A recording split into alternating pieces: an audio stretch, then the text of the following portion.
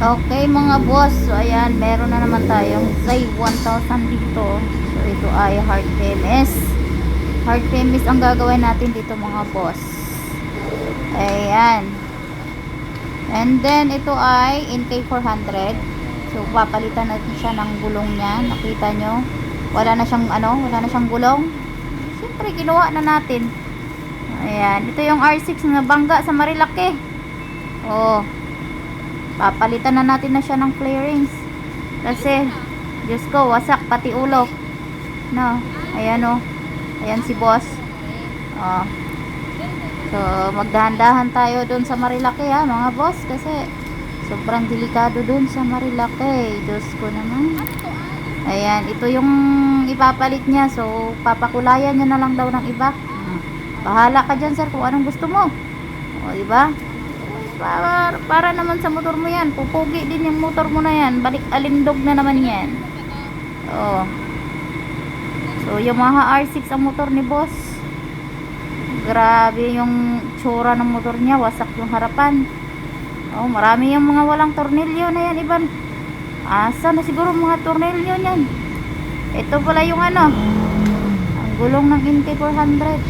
Ayan, pinalitan na yung gulong niya kay Diyos ko, tinowing na lang dito, papunta sa shop. Wala na. Baldado na yung gulong. Balda na. Okay, ito yung J1. RPMS to mga boss.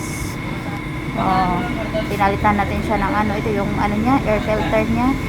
So, hindi pa siya washable. And ito yung throttle body cleaning. Di pa? Cleaning natin yan. Sa balikod. Ito yung ito yung kabilaan. Nakita nyo, sobrang dumi. Kailangan linisan yan mga boss. Kasi kung sa tao pa, kung nabibilaukan.